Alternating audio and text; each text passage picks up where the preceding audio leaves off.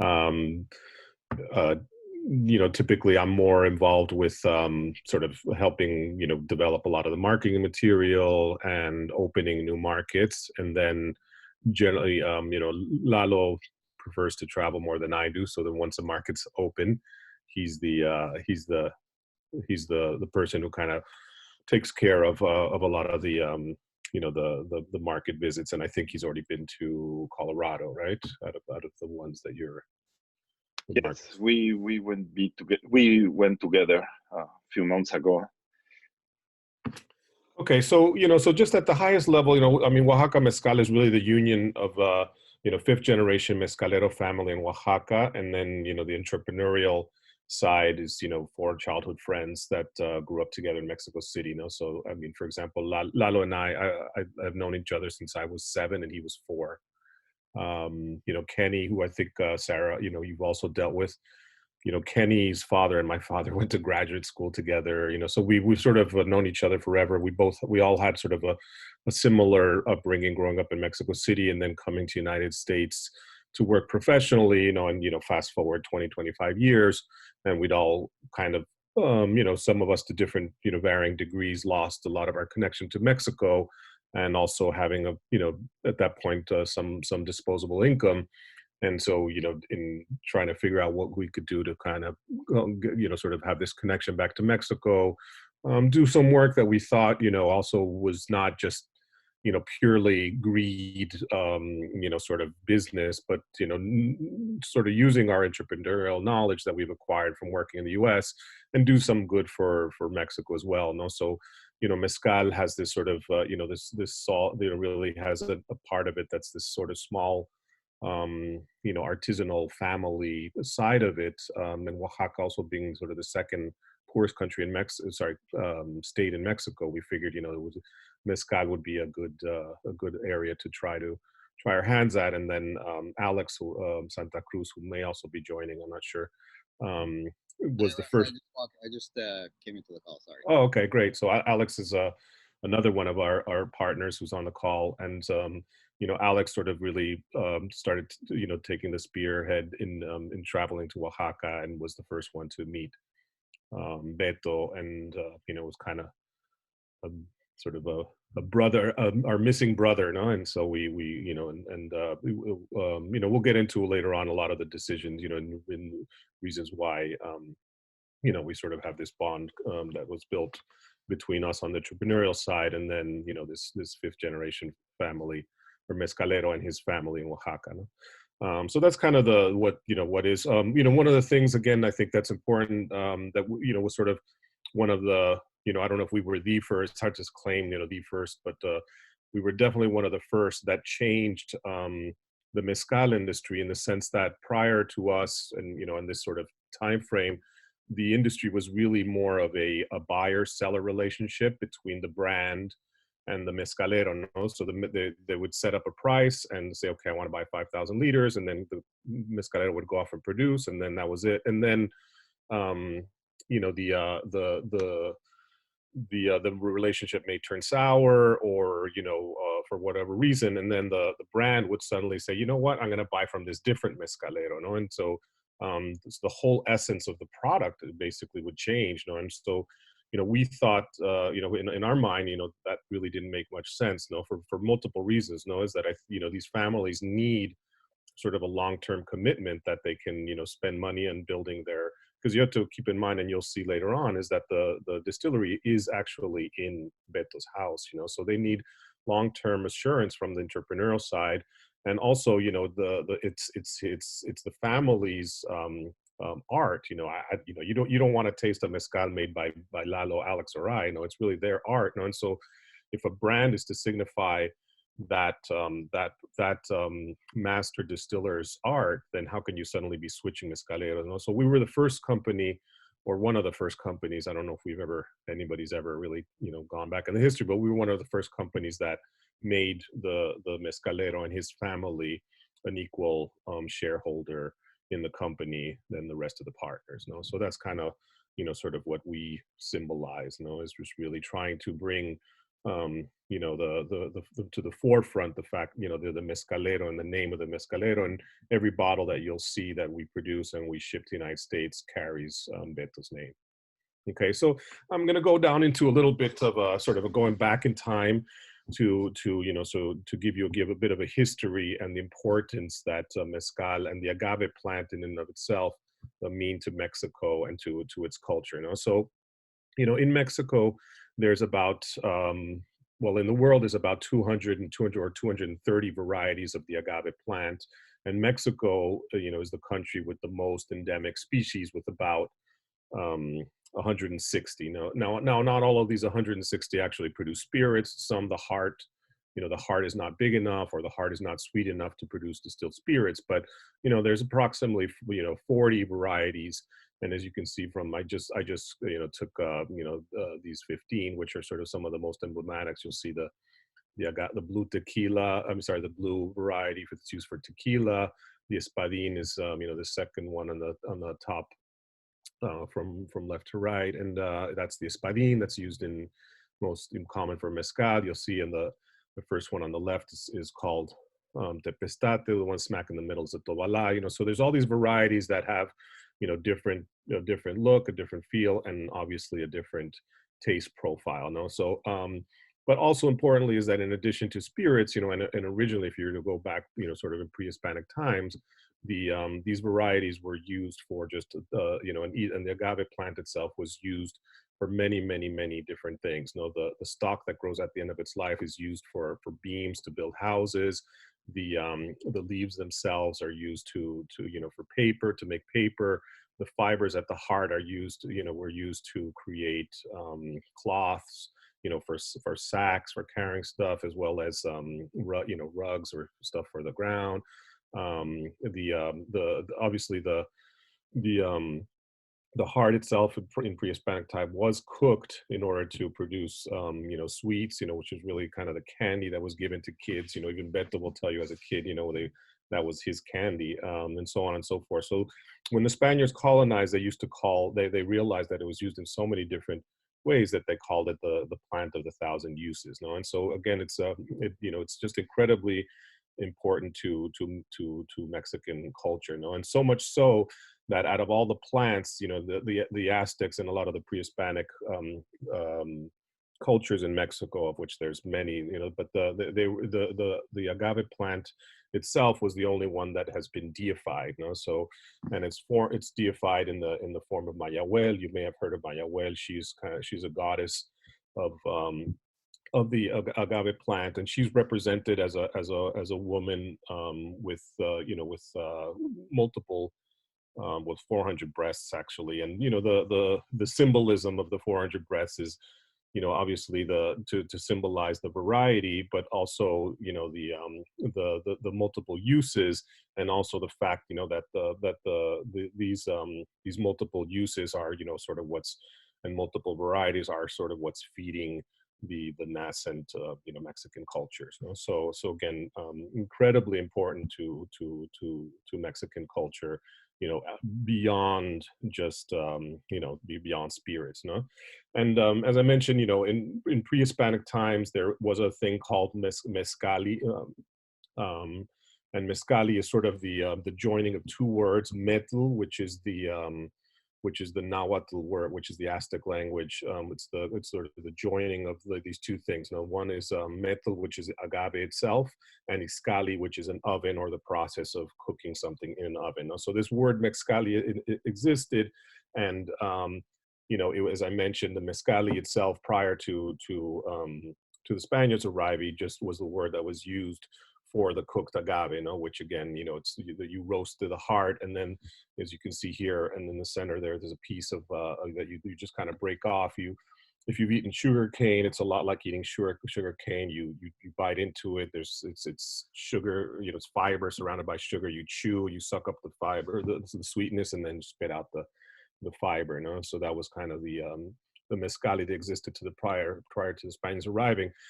On the other side, the other thing that existed is something called pulque. Now, pulque is the original alcoholic drink that was around prior to the Spaniards colonizing, and it's made by fermenting the agave sap. So the image that I have here is one of the famous Aztec codexes that was drawn when the Spaniards colonized, and the idea was to try to explain what life in Mexico was like to the Spanish king. So this is actually the Codex Nutella. I'm sorry, not Tudela. What the hell am I thinking? And it's depicting some priests drinking pulque. So so pulque was maybe 3 to 5% alcohol, and it was a controlled substance that was only allowed for priests, religious people, old people, military. Sort of, it was very controlled because they were again, it was trying to control the spread of the sort of abuse of the product. And I have no idea why the priests are naked from the butt down, but it's for an anthropologist to answer. So pulque, again, is the pre-Hispanic drink. These photographs I took in a pulque, and the way it's made, just so you understand, it's made by, when the plant reaches maturity, they make a big, huge hole at the top of the plant. The plant kind of goes into shock, and in order to scar and to cure it, to heal itself, it starts producing this liquid that you see in there called aguamiel, which is kind of, it's sort of like it's just pure sugar with, pretty much, and a lot like, has a lot of similar properties to coconut water, which sort of is not very natural, sort of highly mineral, curative property sort of feeling to it.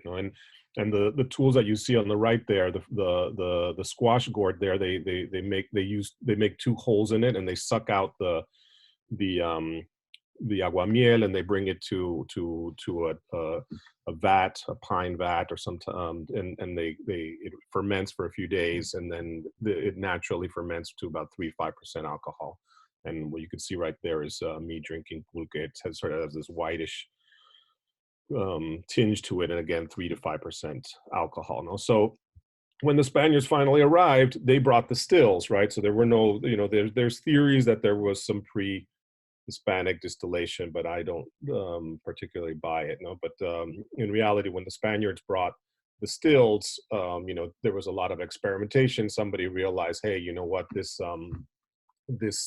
product naturally ferments, its sugars into alcohol. So what if we distill it? And so there's variations of just trying to, in the early days of just trying to distill raw pulque. But eventually somebody realizes that, hey, if we first ferment the cooked agave and then distill that, you end up with a much purer alcoholic product with high alcohol content. And so that's when mezcal was invented. The date is not exactly known, but it's somewhere around the 1560s, they think. So I'm going to just run a quick video. You'll see all of this in Beto, but it's a very quick way for me to talk through the 5 steps of producing mezcal, and then from here it'll be very clear. Again, there's 5 steps. The first one here is actually, are you guys hearing the music or not? Good. But let me. No, we don't hear the music, Rosa. Good, because that way I can talk over. But let me just turn down my volume because I can't. It's so loud on my headphones that I can't concentrate. Anyway, so just a quick walkthrough of how you produce mezcal. So the first step is harvesting. Here we're producing the ensamble, which is the blend of 3. That's Beto cutting an espadín. That's a tobalá right there. You can see we're up in the wild hills. And this is a madrecuiche, which looks more like a yucca tree, and you have to cut with an axe. And then you cut off the leaves, and you end up with this long, narrow heart. And we're back to the espadín fields, where you use a different tool called a coa. Here you notice that there's a little wood inside with the second step. There's wood right there that they light up, and the wood starts heating up the river stone. In the meantime, they bring in all the agave. They cut the larger one to smaller sizes to ensure that everything cooks evenly. This is a blessing. That's Beto's father, so fourth generation, giving a Zapotec blessing to the whole proceedings to make sure that mezcal comes out right. What you see there that they put there right there on the right that he's adding right now, that's called bagazo. That's the leftover fiber from the previous cooking, and they put it in between the agave and the river stone to also ensure that it doesn't burn and that you have a nice even cooking. And then they cover the whole oven with a tarp and with dirt, and it smokes there for 5 days, or 3 to 5 days, depending on the size of the batch. This is a relatively large one. So after that, we move to step number 3, which is the milling. So first they cut the agave into smaller pieces, and then they bring in the horse, and the horse walks, is harnessed to this daona, which is then, walks around in circles. Step number 4 is pretty boring, not very visual, but it's the fermentation, where it's in pine vats with water, and then and then we double distill everything. Pretty much everything that you see was double distilled in those copper still that we just showed. But I also wanted to show that we have a clay still on our distillery.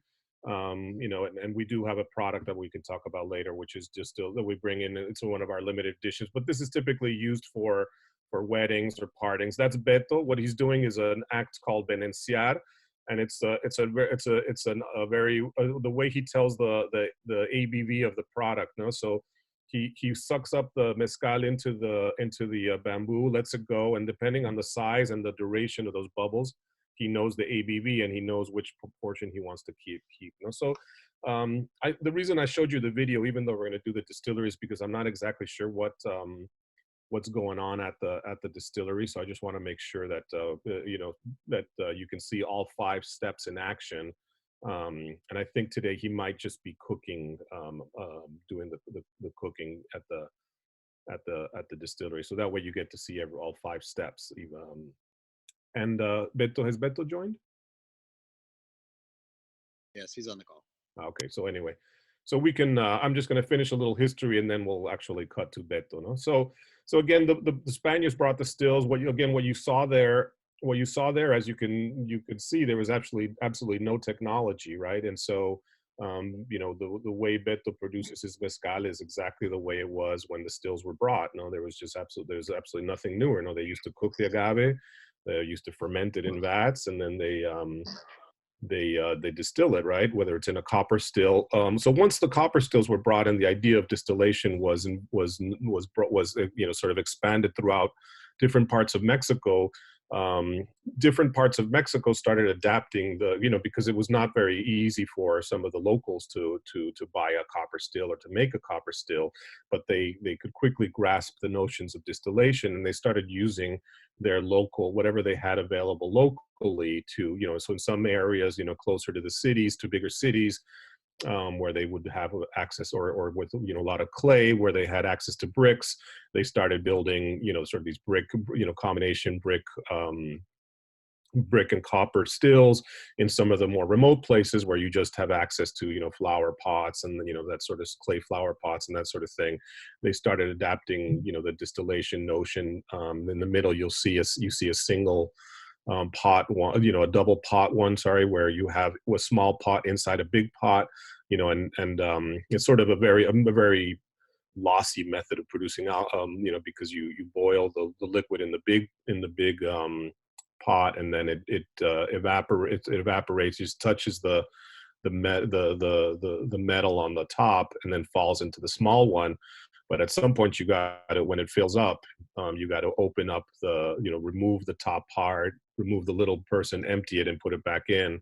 And when in that step, a lot of evaporating mezcal will evaporate out into the air. So, but again, it's like it were methods in which they could start producing, at a very local, small level, and you have all these different distills. And I want to show, stills, and I want to show this again because each type of still gives the whole proceedings and the mezcal a particular flavor, and that in a way, so it's not just the variety of the agave, but also all these different methodologies that produce different flavors of mezcal and make it such an interesting and a category. Okay, so then moving on in time, as brands started getting established, and you have to remember in these days everything was called mezcal, right? So no matter if it was made in Jalisco or made in Oaxaca or any of the other multiple states, everything was called mezcal or vino mezcal. And what you see here are the early labels of what then became to be known as, sort of famous brands. So on the left and the right, you have Cuervo, but it was really just says, the best vino mezcal that was made in the town of Tequila, and the name was, that was owned by Jose Cuervo, right? So these are like in the 1880s where they were still calling it, mezcal.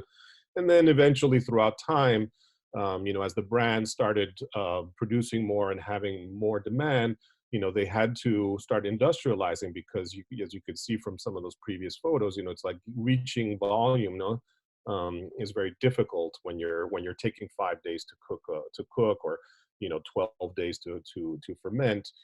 So the two industries started bifurcating, where mezcal stayed in a more artisanal, small batch sort of methodology, and tequila started industrializing. So you had brick ovens and eventually stainless steel ovens. You had accelerants added, chemicals added to the fermentation phase, and so on and so forth, until what you have today, which are these two very different industries.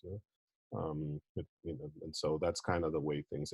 And then so if you think about it, historically, there's a generic term of mezcal, which theoretically, you could apply to any distilled, agave product, right? So that's why at times you hear this sort of, tongue-in-cheek saying that, every tequila is a mezcal, but not every mezcal is a tequila, right? But at some point, the industry started getting together and starting to try to apply rules and laws onto, and denomination of origin onto these products. And so some of it has helped and some of it is slightly backfired, because and we can get into those things later, but in Mexico there's a thing called a nom, which is a rule that are applied to particular business areas. So tequila created its nom in the 1970s, and mezcal its nom in the 1990s, and it was recently upgraded. And so the mezcal nom does allow for all these 40 agaves, whereas tequila is only with blue. And then you have all these other products that categories that you start hearing about: bacanora, raicilla, but in essence, they're all distilled agaves, products of distilled agave, agave distillates, but they either are created in a different state that wasn't originally included in the denomination of origin, in the case of bacanora and raicilla, or they have a slightly different production technique like Comiteco and obviously Pulque, who are, really sort of a little outside of the mezcal, umbrella. So getting into the denomination origin, and now I'm going to start switching over to our distillery and to Beto, and pass things over to Beto, is that, there is this denomination of origin for mezcal, which, includes 10 states. The yellow circles are what's considered the denomination of origin of tequila. But, Oaxaca was, and this number for mezcal has been increasing. It was originally 6, and they keep on adding states. And there's sort of three, the body that controls the denomination of origin has defined these sort of 3 criteria. One is that you've had a continuous history of producing mezcal. One is that you have a fair amount of wild agaves, and then the third is that you also have sort of a fair amount of a state farm agave. So they've been adding states that qualify as time goes on, and there's now 12. Oaxaca is the one way down on the bottom on the right. This is where we produce. Oaxaca is really where the two, Mexico has 2 mountains that cross the left, but both the leftmost part and the rightmost part. One's the left one is the continuation of the Rockies, and the right is the right a continuation of the Appalachians or not?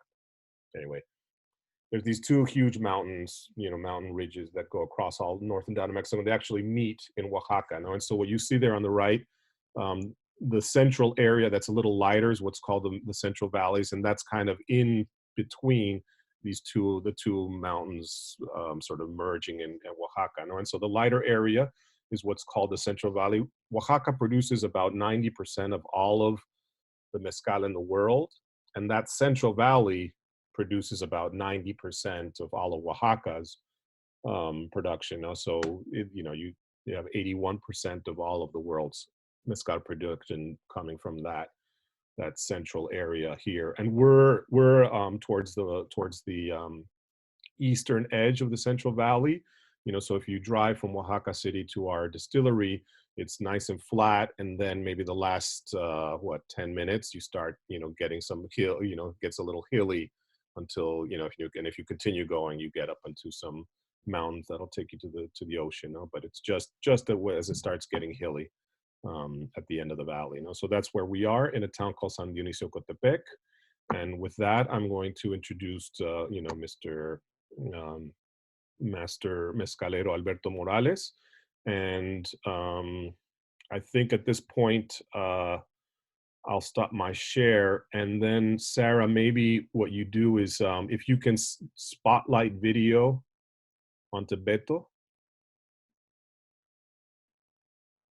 Is he here? Oh, there he is. Do you know how to do that spot? Oh, yeah, you had it. Thank you. So this is Alberto Morales, and the way we'll run it from now is, he'll speak as much English as he can, and then, sort of revert into Spanish, and then between Alex, myself, and Lalo, we'll be translating. ¿Qué onda, Beto? ¿Cómo estás? Hola a todos, ¿cómo están? Just saying, how are you? And Beto, ¿qué tienes para enseñar hoy?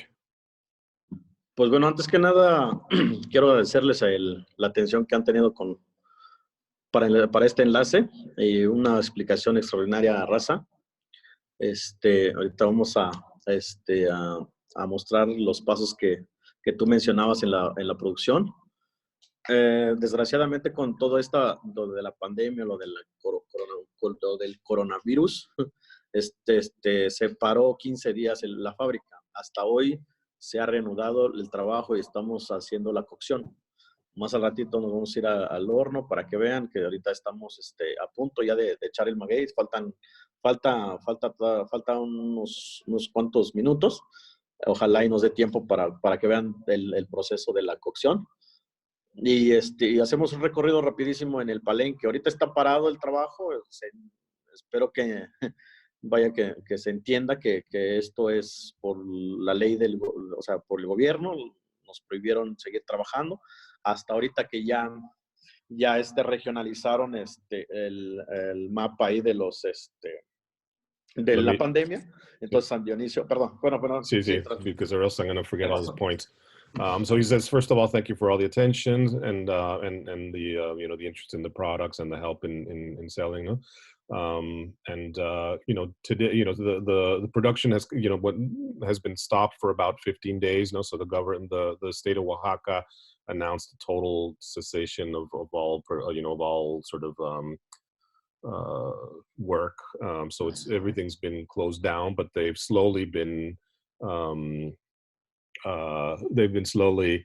been opening things up, and so they've just recently allowed them to start producing again. One of the big advantages that we have, of course, is that the distillery is in Beto's house. No, so obviously Beto, his father, and some of the other sort of family that help in the production are always available to continue production. So since production has just started, what he has going on today is the oven. No, so in a few minutes he's going to show us the conical oven, and they should be adding the agave to the oven, no, and before covering it right now. So that's the only thing that's actually going on, but he'll then walk us around and show us in detail all the other areas. Y bueno, te decía, Raza, que hoy el gobierno ha regionalizado esto de la pandemia. Afortunadamente en San Dionisio no tenemos ningún caso, ni los alrededores de la población tampoco. Y por eso ya nos están dejando hacer movimientos dentro de esta área de lo que es el San Dionisio, Matatlán, Huila, ¿no? Es un cerco que ya se hizo. Entonces ahorita ya empezamos a trabajar. See, so fortunately, there have been no cases in his county, and so the government is starting to ease some of the restrictions. So on the work rules, in the county of that, well, the area of their county, which includes Matatlan, which is also a very famous mezcal producing town, San Dionisio and Huila, which is sort of the next town over. Y bueno, no sé, ¿alguna pregunta antes de que vayamos a mostrar el palenque? Just ask Sin if there's any questions before he takes us all out to the distillery. I haven't seen any questions come up yet, so let's go for it. Vamos. Yeah, vamos. Okay. Voy a apagar el video un ratito para que no se mueva tanto. He's just going to turn off video for a second while he gets out there.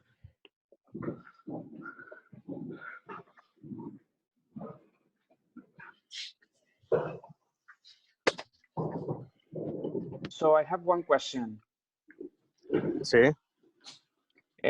What was your motivation of starting a mezcal company? I don't know if you discussed this earlier, but just wanted to learn a little bit about motivation of doing this. I'm from Mexico, so just curious about this. My first motivation is my family. Yeah, so my town, my state, my country, but the principal motivation is my family. See, I mean, for them, it's a matter of life, no? It's their lifestyle, no? And I don't know, were you on there at the beginning? I mean, the company is comprised of two sides: Beto and his family in San Dionisio, and then four of us partners, sort of entrepreneurial partners that are friends from Mexico City who then moved to the United States. No? And so we both have our, obviously for Beto and them, it's their life. And for the rest of us, it was just a way to, to bring us back to do something good for Mexico and bring us back a connection to Mexico. Anyway, I'll let Beto take Sure. Well, Beto is a fifth generation of master distillers. So his family have been doing that forever. Well, for 5 generations. On the side of the entrepreneurs, for us, it was really an eye-opening experience when we realized that tequila had become so large and so popular worldwide. And if you compare it to what mezcal was doing, industry mezcal, it was like the ugly duckling that was left completely forgotten on the side. So when we as Mexicans learned the magic behind mezcal and the variety of agaves and the history and the traditions of people that make it, almost like for us, responsibility to educate the market about how wonderful mezcal was compared to tequila. Not to put tequila, it was just a lot more complex and a great story. So that's what motivated our at least our side of the formula to get into the mezcal industry.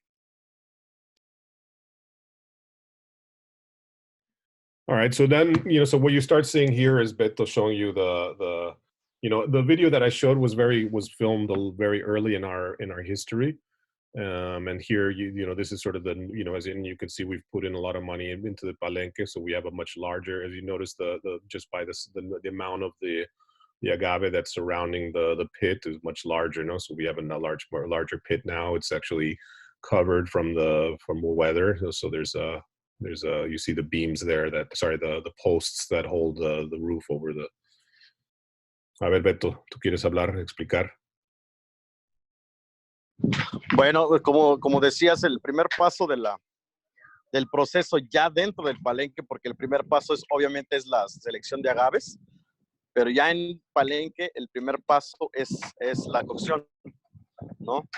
Esto es un horno cónico bajo tierra, es la forma más artesanal que tenemos para cocinar agaves aquí en los valles centrales, sobre todo en el estado de Oaxaca. Y bueno, este horno tiene la capacidad de 14 toneladas y bueno, la cocción dura 5 días. Y bueno, es la general. Beto, ¿puedes explicarnos en qué consiste el hoyo? ¿Qué es lo que ahí están debajo de las piedras? Deja traducir eso primero, ¿no, Lalo? Sí. So what they're saying is that this is the first step inside of the palenque, and it's it's the oldest method and most artisanal method that's used in the state of Oaxaca for the cooking step. Is this conical oven, and this one he can put in 14 tons of agave, and it lasts 5 days. Y bueno, lo que ven ustedes es, por ejemplo, todas estas rocas son piedras especiales, son rocas especiales, son lo que le llamamos nosotros piedras volcánicas, que son especialmente para generar calor.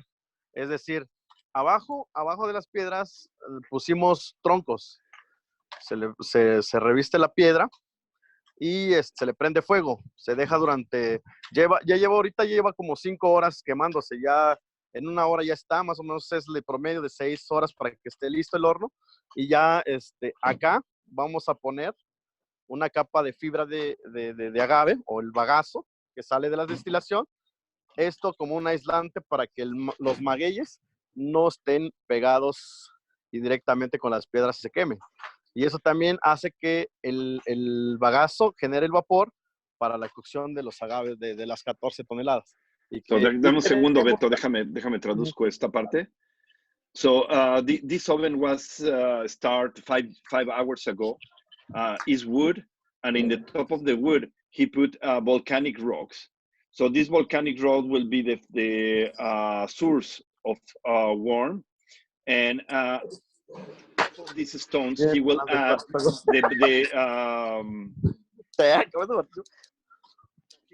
he will add the mosto of a previous fermentation for two things. The first thing will be avoid that the agaves are born in the direct contact with the stones, and the second, it will produce the smokiness to roast the agaves. Yeah, one thing that's worth mentioning is that the bagazo, before they put it in between, they hose it down with water. So it's actually humid, and when they put it in between, it and then cover. No vas a poder, güey. No vas a poder levantar eso. It starts causing the vapors to start circulating within the cone, and then that helps and provides an even cooking to all the agave.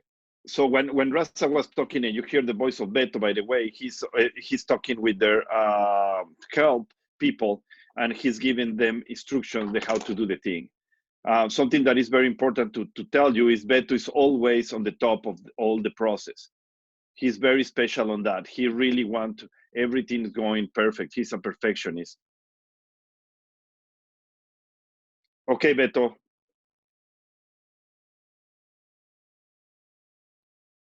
Perdón, pero está aquí a sus santas anchas aquí. Está súper caliente He's saying it's el horno. super hot as you get closer.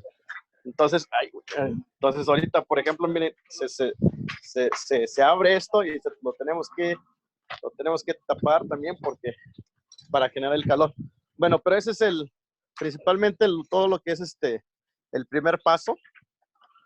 Ya decías tú del bagazo mojado, Raza, eso es como tipo baño María, que es la que genera el vapor, porque al final de cuentas se va a cocinar con el vapor que genere la fibra y que va a estar encima de las piedras. Perdón, pero es que sí está campeón aquí, ¿eh? He's going to move back because he's saying it's so hot in there. Yeah, so he just was saying what Despacito, tíralo, güey. Así, mira, sácalo arriba. Con cariño, con amor, bien. They're saying that you got to throw them nice with love and care. So they just keep on rearranging and covering particular areas with different stone with different degrees of heatness. Now, again, trying to make everything super even.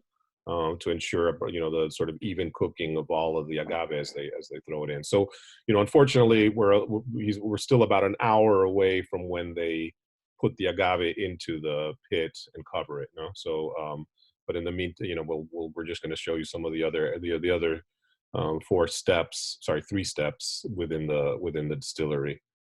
Yeah, it's important to know that the fire have to be stopped, and the stones, they have to be very, very hot before they start putting the agaves there.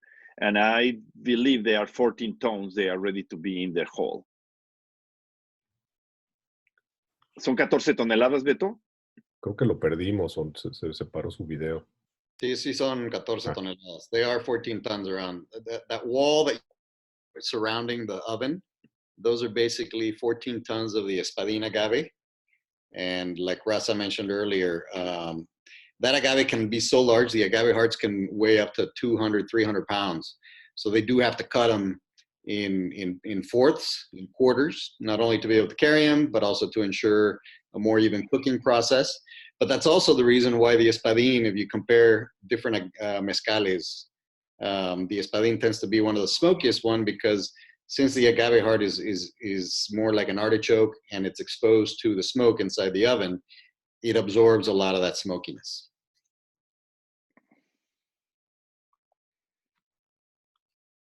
And I'll be answering a lot of the questions. If you guys type in, I believe there's a chat going on. If you guys want to type in questions, I'll be more than happy to answer as best I can. I have a quick question actually about the 14 tons that were surrounding the fire. One, how much product will that yield? How many cases or bottles will that yield? And how long does the fire take to prepare prior to them putting the agaves on the fire? 6 hours on the fire, on the stones. But and how much it produces, we'd have to ask Beto, because it's I think it's like 1,700 liters. Okay. 14 tons will produce about 1,800 liters of mezcal. Yeah, this is the size of our batch.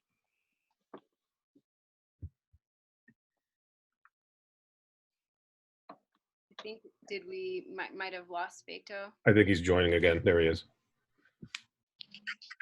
Bueno. ¿Qué onda? Perdón, se sobrecalentó el teléfono, ahí ya no resistió. He's saying his phone overheated. Lo siento, así estaba. Entonces de repente me sacó diciendo que ya estaba súper caliente, que tenía que enfriarlo. Ya sabes que el iPhone no es como los cacahuatitos que teníamos antes. Sí. Bueno, entonces creo que... A ver, sí. Pues pásanos a la molienda. Sí, espérame un tantito porque voy a volver a conectarme porque... Ya. Sí, ya voy. Estoy regresando al... He's just gotta get his phone on the other camera. Por favor, espérenme tantito.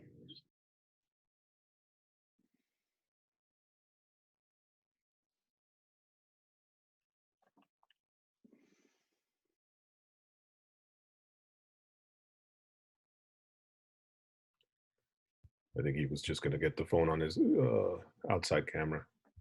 What's it called? Yes, our palenque is like a 1 hour and a half from the city, and the internet is pretty new and it's pretty basic. So we have this little technical problem sometimes. And I believe it's bigger now because it's much more people at home right now there. So they're using more the short internet they have for everybody. And we would love to have you visit us one of these days, guys. You want to come, it will be fantastic. As soon we can be able to travel again. Maybe we are planning something for October. We will see. Okay, he's back. A ver, creo que ya. ¿Me ven? Sí.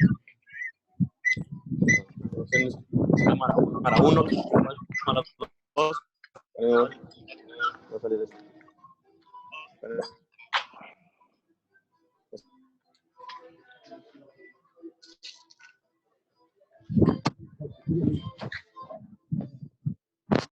I see him on the top, but I don't see him in the big one. Can you pin the other, there's another version of Beto there. It says iPhone de Alberto, if you pin that one. ¿Sí me ven? Pues, La, sí. Oh, I see. Yeah. If you, puedes salirte del otro. Ahí no, está. ahí está. Yeah. Now we see it. Thank you, Sarah. Ya. Ahora sí, ese es el primer paso. El segundo paso, esa es la molienda. Esta es la tahona que aquí, bueno, es donde ya entra en acción el caballo, dando vuelta todo esto. So this is the tahona mill, and so it's limestone stone, and that's where the horse comes into action. Para después irnos a las tinas de fermentación. These are the fermentation vats. They're also made from Mexican pine. Ya estas son las tinas de fermentación. Igual, el proceso de la molienda es de un solo día. The El milling takes proceso only de la about 1 day. fermentación de principio a fin dura hasta 7 a 8 días, ahora que está haciendo mucho calor. Cuando hace mucho frío, esto puede ir hasta 9 a 10 días. Es dependiendo del clima, también la fermentación. And the fermentation, right now it's very hot in Mexico, so it'll take 7 or 8 days. In the cold weather, it's about 8 to 10 days. Yeah, the fermentation is one of the most important process to make mezcal. It's the only process that the master distillers don't have any control. It depends on the weather, and we are not allowed to add anything. So the yeast have to grow naturally. This is one of the magic of the mezcal. And you notice that the fermentation vats are in an open area, right? So the idea is, obviously to allow the natural yeast to fly in from anywhere and kick off the fermentation. But they are shaded. Aparte, raza, un punto importante también que digo también es un factor importante, que recordarán que estamos en primavera y obviamente ya en algunas partes pues ya empezaron empieza a llover, empieza a haber más la flora empieza obviamente a hacer su trabajo con los agentes que nos ayudan a lo que es la fermentación, ¿no? En diciembre pues es un mes con mucho frío y pues obviamente tenemos muy poca actividad.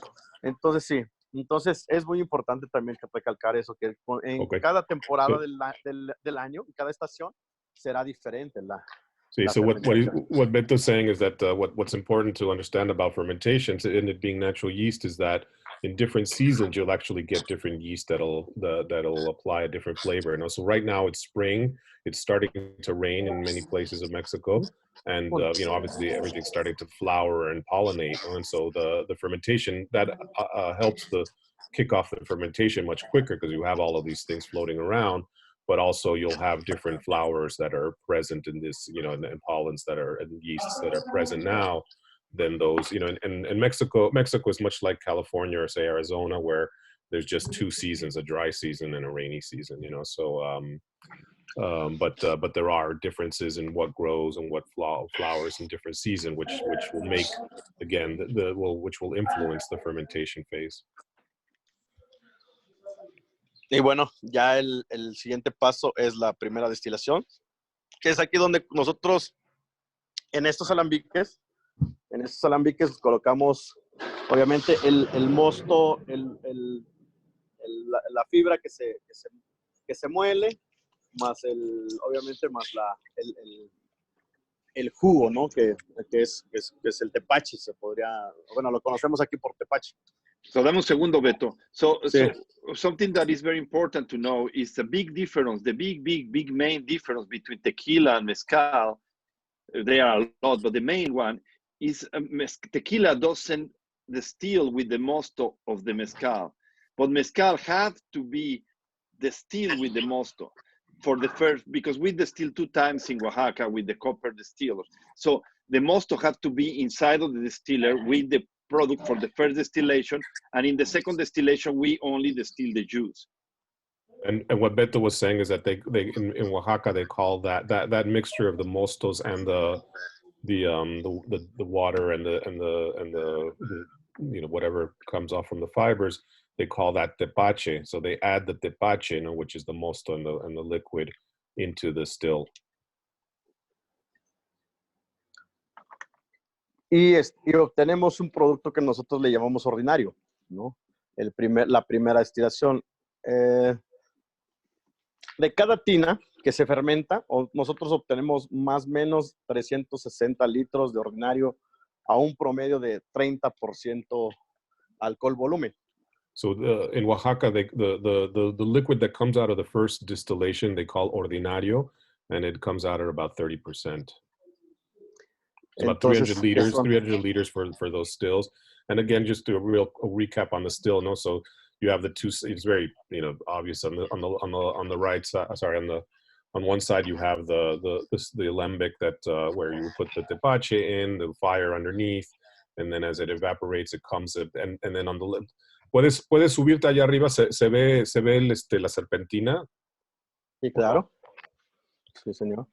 All right, so he's gonna walk, and then you'll see the, you know, there's the water. The water flows in through, obviously through, and then you have the condenser, right? And you see over there on the furthest one, you'll see the serpentine coil, no? Which is, you know, inside the condenser in the water. Sí, es aquí se ve dentro.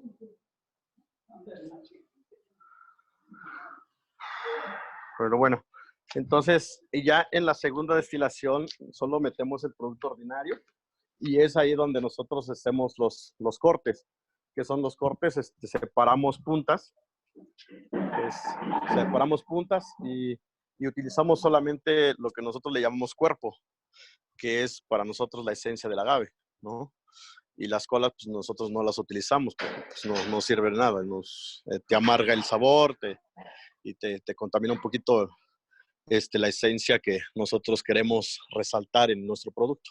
And then, so then he's saying, you know, so they put the ordinario product back into the still, and you know, this is when in the second distillation is when they start making their cuts. You know, so they get rid of the heads, they keep the body, and then they also get rid of the tails.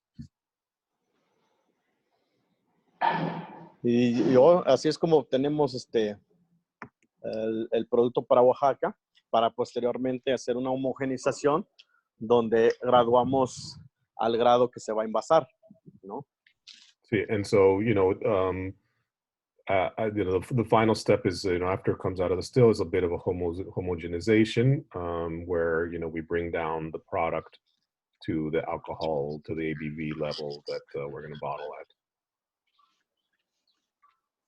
Así es, y ya, obviamente, ese es a grandes rasgos, de verdad, espero, nosotros creo que la próxima semana ya estamos laborando, en 10 días ya creo que vamos a estar por ahí ya con las fermentaciones y todo, y en 15 más o menos empezamos a destilar todo este maguey que hoy se está metiendo a cocer. Yeah, so he's saying, you know, in about 15 days they'll be distilling that, ¿no? Entonces espero que próximamente pues también nos enlacemos nuevamente para que vean el proceso de la destilación, y todo, ¿no? Y creo que también va a estar la cocción, va a estar todo ya al 100%, no todavía, pero en un 60% de la capacidad de las instalaciones para seguir trabajando, porque obviamente esto va a pasar y vamos a seguir tomando mezcal, ¿no? And he's saying that, you know, Sarah, this is up to you, no? But if at any point you want to, you know, have another session for him to show any of the other steps, you know, again, in 5, you know, sort of 6, 7 days, they'll be doing the milling, then fermenting, you know, in about 15 days they'll be doing distillation. So if you ever want to, you know, schedule for him to show any of the next steps, you know, just let us know. That could be really interesting. Maybe in, you know, 6 or 7 days we could just do a quick check-in where it would be 20 minutes or so, 30 minutes. Sure. We can just go through a little bit more, because we're already today at an hour. We can do a little bit more today. Just yeah, I'll walk you through. I was going to walk you all through the 5 varieties or the varieties, and then we. Great. Okay, yeah. So I'll have Beto keep us up to date about all the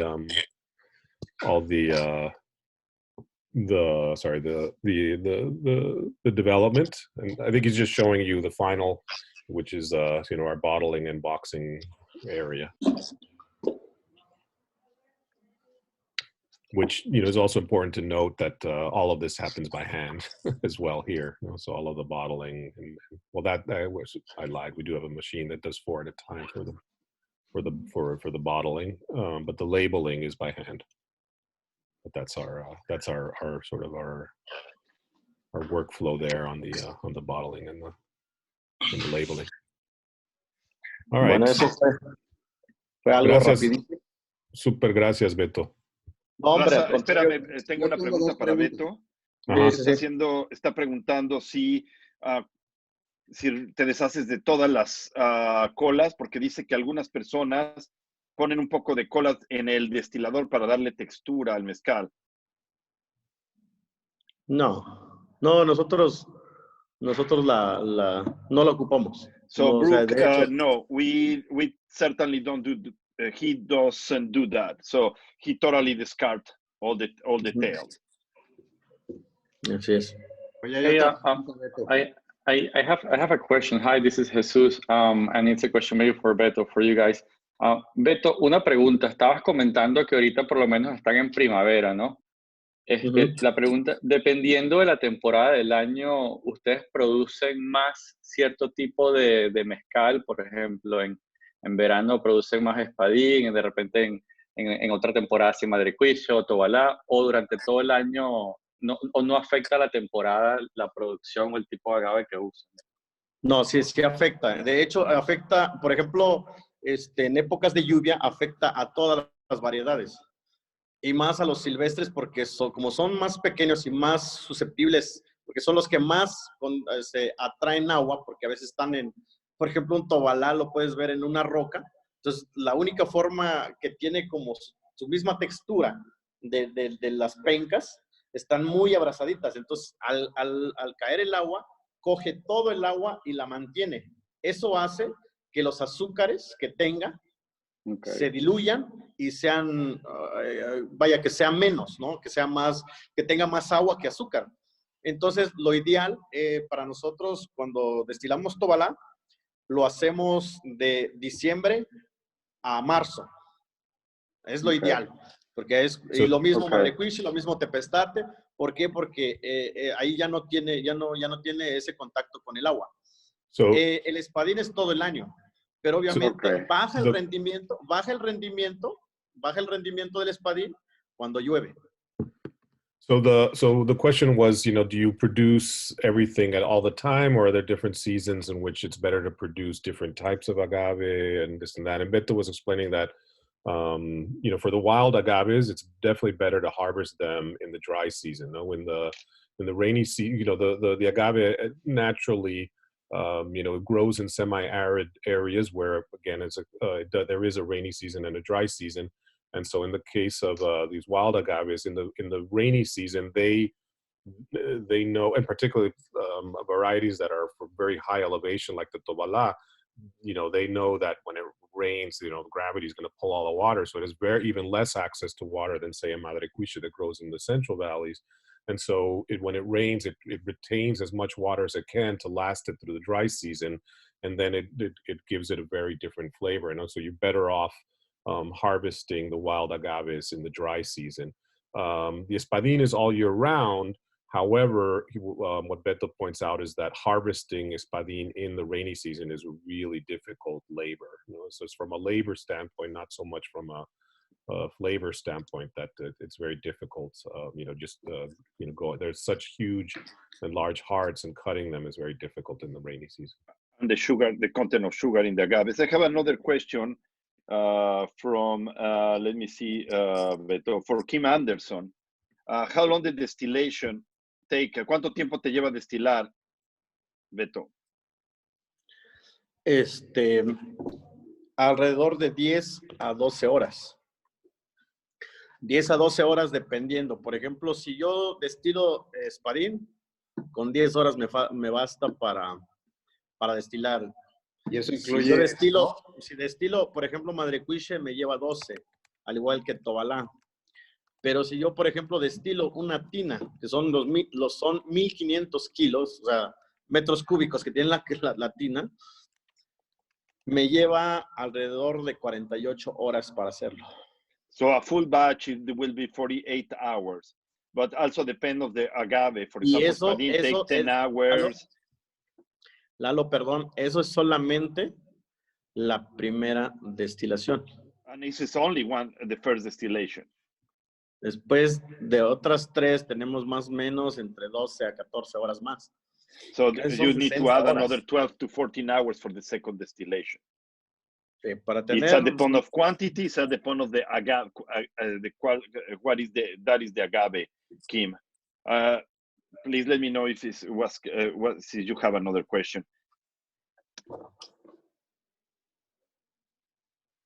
Oye, una última pregunta. Aprovechando que tenemos al maestro estilero, le quería preguntar, Beto, ¿cuál es tu favorito de todos esos? Espadín, Tobalá, Madre Cristian Ensamble, ¿cuál es el que más te gusta? Mira, sin temor a equivocarme, te diría...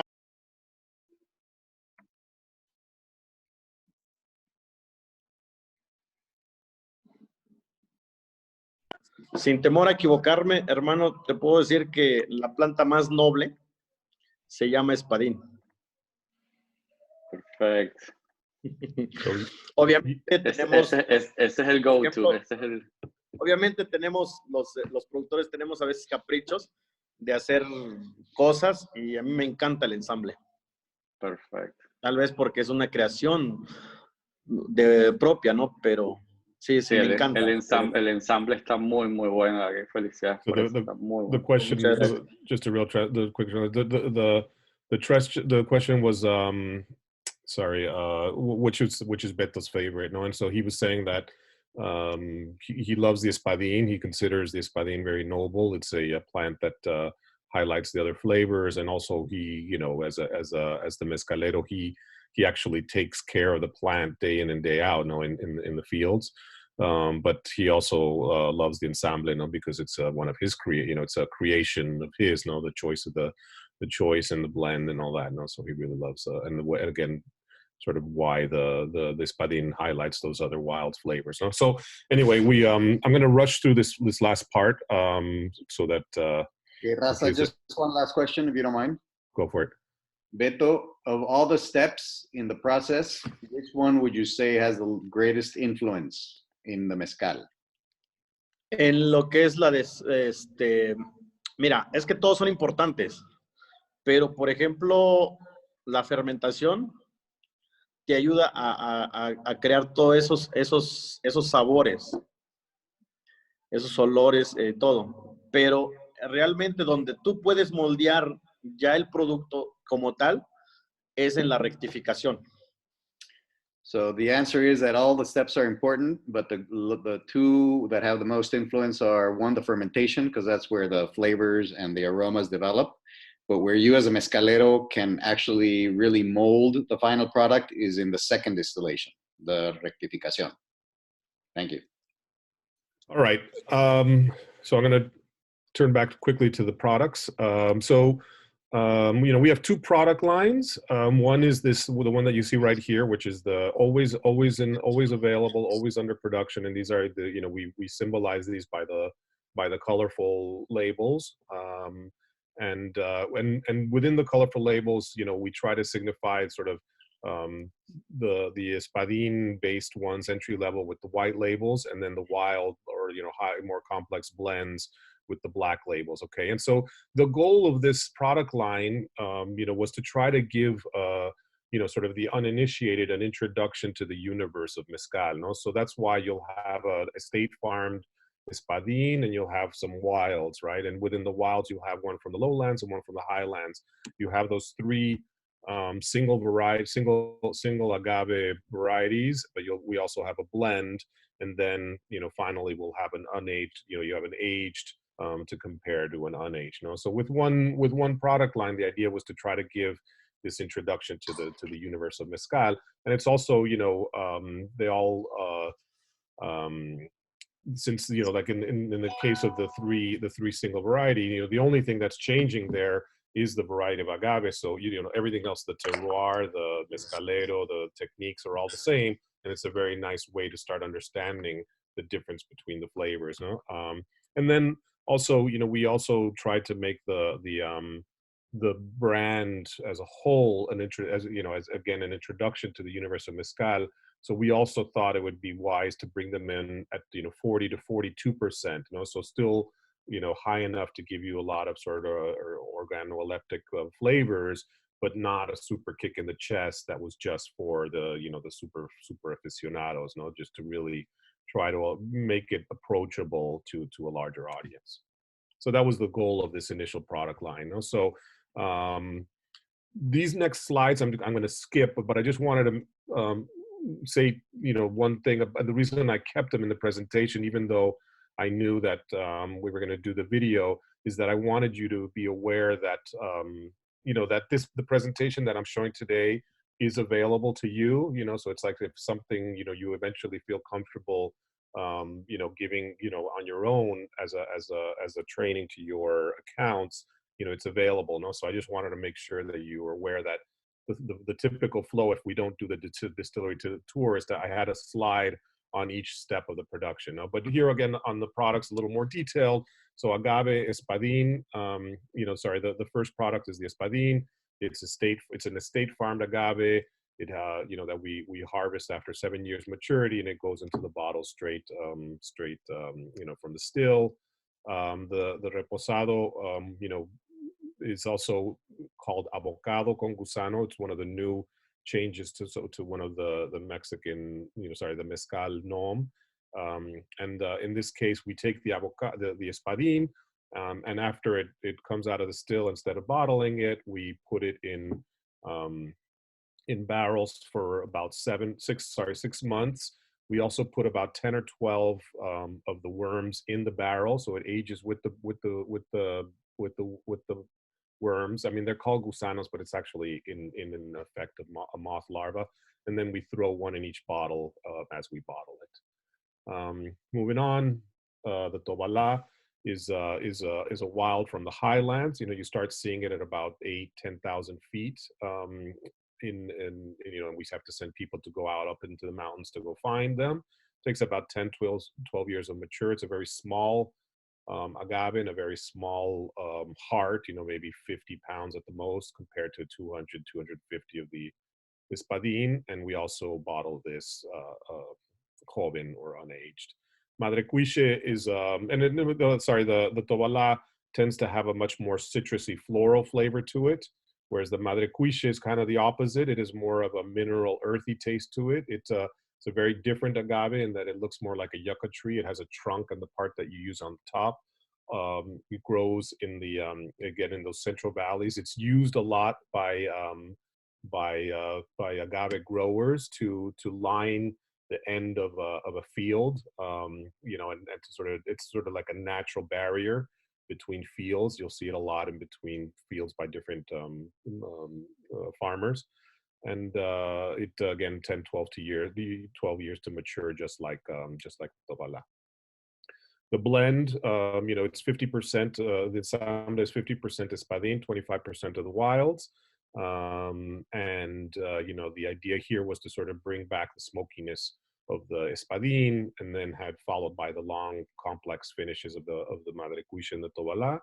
And again, as I mentioned, you know, or Beto was saying, you know, the espadín is a very noble agave that highlights the flavors of others when you blend it. Also put in the bottle a unaged. The second line of products, which, you know, I'm not 100% sure you've brought in yet, but you know, eventually after 4 or 5 years of producing the same old 5, I think Beto got bored and decided to, you know, try to start, you know, well, really, I mean, a lot of these type of products he was continuously doing, as I mentioned, you know, more in the tradition of mezcal, no, which is for your family, for a gathering, for a wedding, for a quinceañera, this and that. And so he started, you know, playing around in the distillery and coming up with some interesting creations that we eventually thought thought we should bottle and bring in. So he started off with the with the manzanita, which is adds heirloom apples into the second distillation, and then eventually came up with one which is more like a mezcal gin, which has been very popular, which is the Botánico, which I guess these two, the Manzanita and Botánico, are the sort of our oldest and longest in production and very popular, and are also available. I guess Sarah just let everybody know that yes, they are available. We have two rarer wilds, the Tepestate and Jabalí, which take much longer to mature. The Tepestate can take up to 20, 25 years or even 30 years, and the Jabalí is a very difficult and rare one and very difficult to work with. And then also late last year, we finally brought in the first product on our line, which is considered an ancestral mezcal, which was made in the clay still that you saw in the video. And then we finally have a product that was a co marketing idea with a small whiskey producer in Pittsburgh, Pennsylvania, where we did the barrel swaps. So they gave us some of their barrels that they'd already used to make rye, and we shipped them some barrels that we had already used to do our reposado, and then we aged our mezcal in their barrels and vice versa. So that final one is that reposado and rye. So that's pretty much our product line. The last thing I want to do is talk about, again, as you know, as I've mentioned, the entrepreneurial side, and Beto himself. When we started the company, we always felt a need to sort of always give back to the town, to the village, to Mexico. And so, Beto has really helped us, sort of fulfill this dream. So we, as a company, we donate all the equipment, a lot of the equipment to the local schools, sporting equipment. Sporting teams, I'm sorry. We also, do finance a lot of the musical education, both the instruments and paying for the extra teacher that's needed in the school. And then finally, we also, one of the things that's worth mentioning is that the wild agaves have a different method. They're much more difficult to grow from seed. They only really reproduce out in the wild through a pollination, through pollination. And so what happened, and the agave itself is what's called monocarpic, which means it only flowers at the end of its life. And if you use an agave for mezcal production, it means that it never had a chance to reproduce. And so if you overcrop the wild the wild agaves, they can actually go extinct, right? And so, the ones that we use are on the top, the angustifolia, which is espadín. Obviously, that reproduces. That's one's very easy to farm and to continue to keep in production. But the Karwinski and the Tobalaz are wild and must be, and so what we do, and what I was showing on the previous slide, is Beto there reforesting agaves in the wild. And then all the way on the top right, it's we also have a plot of land where we grow these wilds from seed to then be taken out to reforest. And it's kind of coincidental. Every Earth Day, which just was supposed to happen 2 days ago, we organize a reforestation where people from the industry come out to San Dionisio and help us reforest the plants that we grow in our nursery out in the wild. And so I just want to point out that mezcal is a very fragile industry.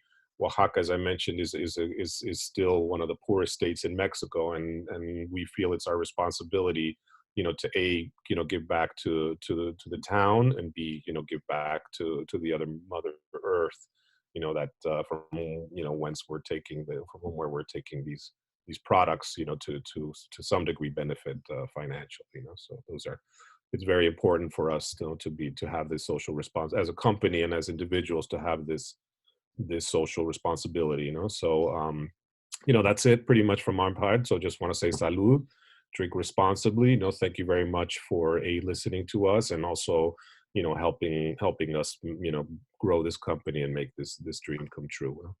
Any other final words from the other partners, or? No, Well, just for me, it was really cool to see you again, guys. Really nice. Sorry, Alejandro, I interrupt you. I don't see you. And Gracias a todos. I will be super happy to come visit you in, I think will be Arizona, Sarah, next. We'll send you to Arizona, and then we'll bring you also back to Colorado. Oh, wow. Yes, I can't wait. I really love it. I really love it. So whatever you say, we are there to partnership with you and support you in all your sales efforts. Thank you so much, guys. So Raza, we'll check in and have maybe a part 2 of the distillery tour. Yeah. So the process and where Beto is in maybe 6 or 7 days is what he said. Yeah, that sounds great. And again, we don't have to do all this longer rigmarole, so it'll just be have him walk you around whatever the next phase in the process is. Okay, perfect. Thank you all very much. Stay safe, stay healthy. Likewise. Thanks, Sarah, for the opportunity. Gracias a todos, y recuerden que aquí tienen su casa. Por favor, visítenos pasando esta pandemia, claro. Sí. Yeah, Piensa mucho. it is a worthy last point, is that we do have an open palenque, and we encourage and love for people to come visit us, particularly those of our from our partners. We would love to visit someday. So hopefully we'll see you soon, and maybe there. Okay, that sounds great. Gracias muchachos. All right, thanks.